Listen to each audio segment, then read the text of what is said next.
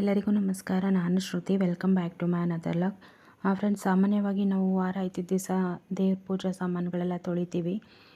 ದೇವ್ರ ಪೂಜಾ ಸಾಮಾನು ತೊಳೆಯೋದು ಅಂದರೆ ಒಂದು ದೊಡ್ಡ ಟೆನ್ಷನು. ಯಾಕಂದರೆ ಚೆನ್ನಾಗಿ ತಿಕ್ಕಿ ಉಜ್ಜಿ ಇರೋ ಬರೋ ಪೀತಾಂಬರಿ ಅದು ಇದು ಎಲ್ಲ ತಂದು ತಿಕ್ಕಿ ತೊಳಿತೀವಿ. ಆದರೂ ಕೂಡ ಪೂಜಾ ಸಾಮಾನುಗಳು ಕ್ಲೀನ್ ಮಾಡೋಕ್ಕೆ ತುಂಬಾ ಕಷ್ಟ ಆಗುತ್ತೆ. ಸೊ ಈಗ ನಾನು ಹೇಳ್ಕೊಡ್ತಿರೋ ಮೆಥಡಲ್ಲಿ ನೀವು ಹಿತ್ತಾಳೆ ತಾಮ್ರದ ಪಾತ್ರೆಗಳನ್ನ ನೀವು ವಾಶ್ ಮಾಡಿದ್ರೆ ತುಂಬಾ ಚೆನ್ನಾಗಿ ಕ್ಲಿಯರ್ ಆಗುತ್ತೆ. ಮೊದಲನೇದಾಗಿ ಒಂದು ಅಗಲ ಪಾತ್ರೆ ಅಥವಾ ಬೌಲ್ ಏನಿರುತ್ತೆ ಅದು ತೊಗೊಂಡು, ಅದು ನೀವು ಪೂಜಾ ಸಾಮಾನು ಏನಿರುತ್ತೆ ಅದನ್ನು ಮುಳುಗಿಸೋದಕ್ಕೆ ಎಷ್ಟು ಬೇಕಾಗುತ್ತೋ ಅಷ್ಟು ನೀರನ್ನು ಹಾಕ್ಕೊಂಡು, ಅದಕ್ಕೆ ಸ್ವಲ್ಪ ಉಪ್ಪು, ಒಂದೂವರೆ ಸ್ಪೂನಷ್ಟು ಉಪ್ಪು ಮತ್ತು 1-2 ಸ್ಪೂನಷ್ಟು ನಿಂಬುಪ್ಪು ಅಂತ ಸಿಗುತ್ತೆ.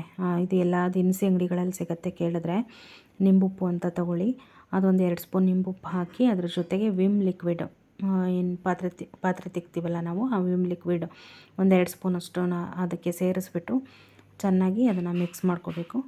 ಮಿಕ್ಸ್ ಮಾಡಿದ್ದಾದ ನಂತರ ಒಂದೊಂದೇ ಪೂಜಾ ಸಾಮಾನು ಏನಿರುತ್ತೆ ಅದನ್ನು ತಗೊಂಡು ಆ ನೀರಲ್ಲಿ ಡಿಪ್ ಮಾಡಬೇಕು. ಒಂದು 5-10 ನಿಮಿಷ ಬಿಟ್ಬಿಟ್ಟು ಒಂದೊಂದೇ ತೊಗೊಂಡು ಈ ಥರ ನೋಡಿ ಎಷ್ಟು ನೀಟಾಗಿ ಕ್ಲಿಯರ್ ಆಗಿದೆ. ಒಂದು 5-10 ನಿಮಿಷ ಸುಮ್ಮನೆ ನೀರಲ್ಲಿ ಹಿಂಗೆ ನೀವು ಡಿಪ್ ಮಾಡಿ ತೆಗೆಯೋದ್ರೊಳಗೇ ತುಂಬ ಚೆನ್ನಾಗಿ ಆಗಿರುತ್ತೆ.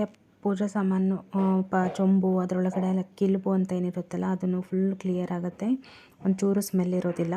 ಸೊ ಈ ಥರ ಡಿಪ್ ಮಾಡಿ ಒಂದು 5-10 ನಿಮಿಷ ತೆಗೆದುಬಿಟ್ಟು ಮಾಮೂಲಿ ನೀರಲ್ಲಿ ವಾಶ್ ಮಾಡಿ ಅದನ್ನು ಒಂದು ಪೇಪರ್ ಮೇಲೆ ಹರಡಿ